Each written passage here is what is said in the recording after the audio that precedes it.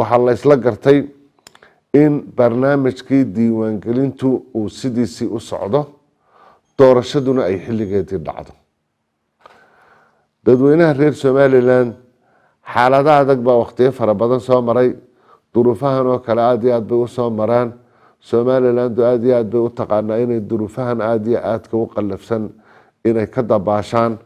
inay guntiga giijiyaan. sida la ajligeed xukuumadda Somaliland iyo xusbiyada iyo komishanka doorashaduba dadweynaha guud ahaantiiba gobolada inta hadhay ee diiwaangelinta laga qaadayo kuwii horena hore loogu sheegay si aad u balaadhan oo muddo kale uga qayb galaan inaynu guntiga giijino, dabadeedna aynu ku dadaalno hawsha diiwaangelinta in aad looga qayb galo, gaar ahaan arinta salaadiintu gobolada ay ka keentayna in aad iyo aad loogu dadaalo inay hawshaas ay aad iyo aad dadweynuhu uga qayb galaan. waxaa kaloo la isla soo qaaday inay qadarin mudan tahay xaaladda dadku ay ka guureen ee ka barakaceen ee degaamadoodii kaga tageen ee roobka deerta uu seejiyey in xukuumadda Somaliland xaaladda dib loo qiimeeyo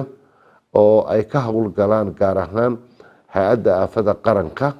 oo qiimeyn lagu soo sameeyo dabadeedna sida ugu fiican lagaga hawlgalo. بسم الله الرحمن الرحيم وصلى الله على سيدنا محمد وعلى آله وصحبه أجمعين. سيدا وزيرك الداخلية Somaliland sheegay halkan waxa ku dhan axsaabtii qaranka, wasiirkii maaliyadda iyo komishankii doorashooyinka qaranka intii Hargeysa ku sugnayd, intii kalena hawl bay ku maqan tahay. muddo dheer hadda waxa Hargeysa joogay salaadiinta oo isu dhan reer Togdheer, waxaanay ka hadlayeen oo ay golayaasha qaranka iyo axsaabta iyo madaxweynaha iyo komishankaba kala hadleen duruufta adag ee la soo diristay gobolka Togdheer oo ah in dadkii duruufaha jira awgood ay dalka ka baxeen oo dadku aanay joogin dadkii reer baadiye ahaa xoolo dhaqatada ahaa guud ahaan. axsaabtu gaargaarna way u aragtay salaadiinta, arrintoodana waxaan u aragnay mid tixgelin mudan. komishanka axsaabtu arrintaa way kala hadleen, waana ku warcelinay odayaasha. maantana laba kulan oo dhaadheer ayaa madaxweynaha iyo salaadiinta iyo axsaabtuba wada yeesheen. madaxweynuhu soo jeediyey mar labaad in dee komishankana arrintaa consultation lagala sameeyo iyadoo la eegayey laga garaabay dee dhibaatada jirta. komishanka qarankana talo la weydiiyey arrintaas wixii laga qaban karo aan saameyn ku yeelayn doorashada. komishanku waxay soo jeediyeen inaanay suurtagal ahayn maadaama markii horeba ciriiri ahaa oo waqtiga lagu ciriiriyey in wax laga bedelo timetable-kii ay sameeyeen ee ku saabsanaa diiwaangelinta iyo doorashada midna. doodo dhaadheer kadib waa la isqanciyey, waxaanay la isla qaatay inaan lagu qaato timetable-kii komishanku soo sameeyey odayaasha iyo dhammaan axsaabta. waxaa la isla qaatay in iyo madaxweynuhuba in markii la dhageystay tala soo jeedintii komishanka in aan waxba laga bedelin sidii waktigii loo sameeyey diiwaangelinta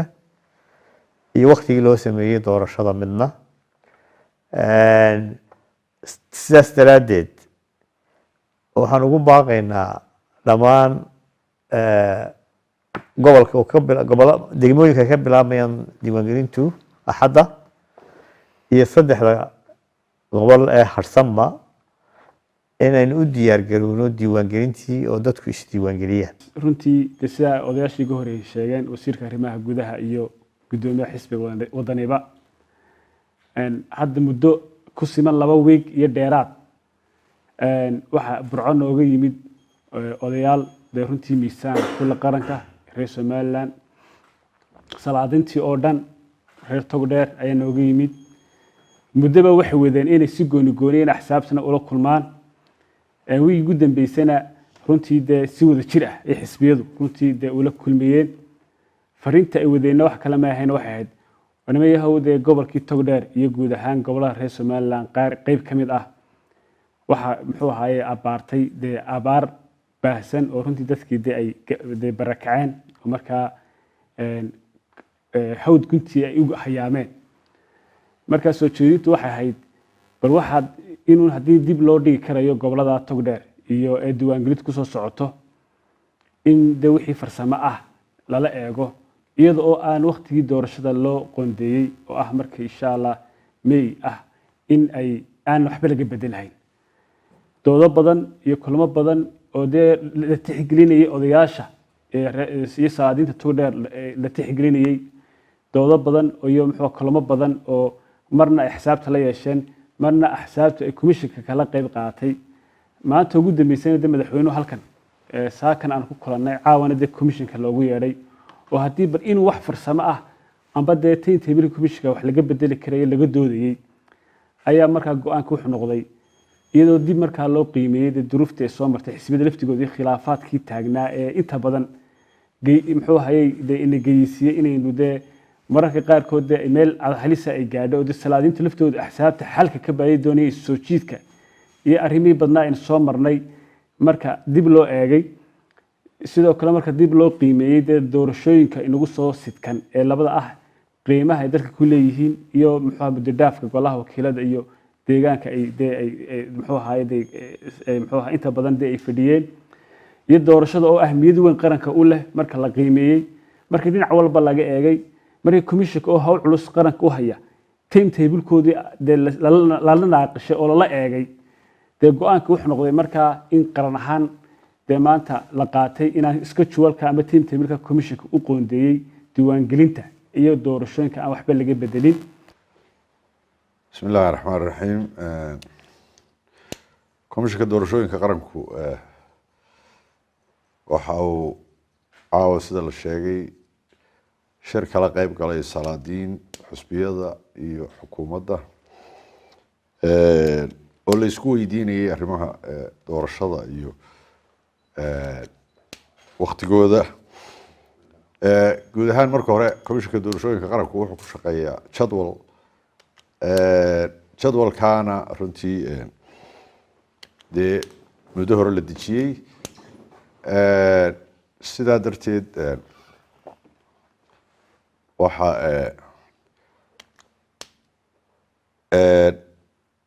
komishanku uu soo jeediyey inaan jadwalkii doorashooyinka iyo diiwaangelinta waxba laga bedeli karayn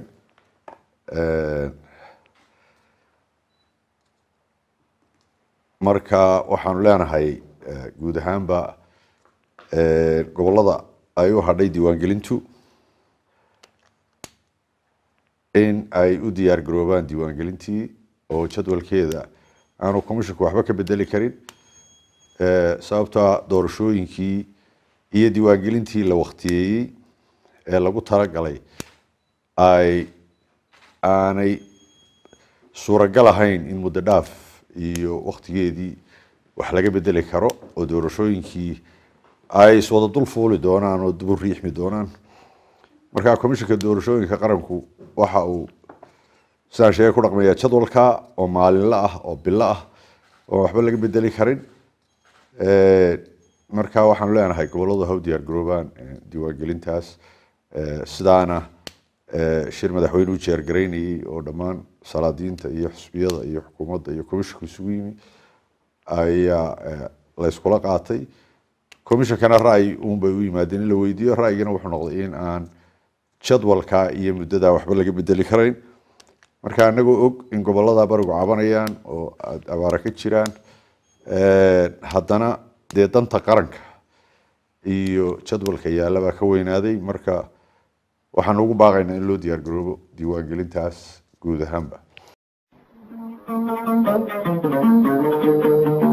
halkani waa Arda TV kala soco warar iyo barnaamijyo aad u xiiso badan isla marhaantaasina ku cajab geliya sidoo kale waxaad ka daawan doontaa maalin walba dhacdooyinka caalamka ka dhaca fadlan nagu soo biir oo bartaana ku leenahay youtube-ka subscribe sa mahadsanidin warda tv